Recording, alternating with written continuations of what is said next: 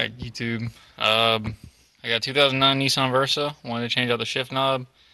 I had bought this one before I had removed the shift knob and realized how dumb Nissan is, but I already did this and then took it back off so I could show you guys. But the shift knob isn't like most shift knobs. Instead of threading it off, you just kind of really pull on it and it kind of pops off. Let's see.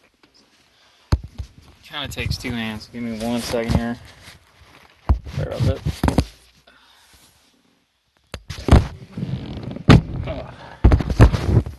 Okay, and as you can see, there's no threads. It's just this little plastic bit, and like all shift knobs, it comes with threads in there.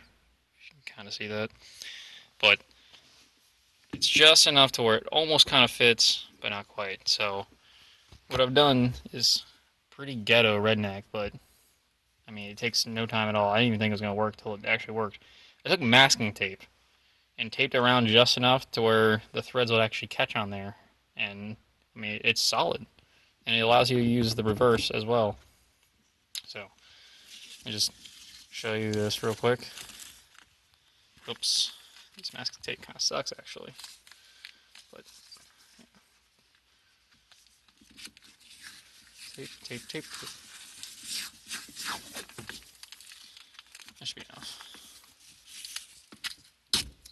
I was doing this with one hand, so it's kind of difficult.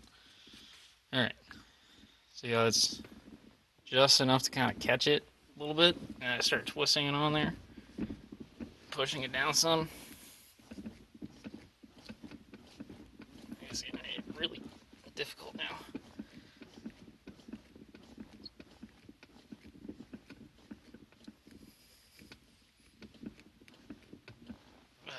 But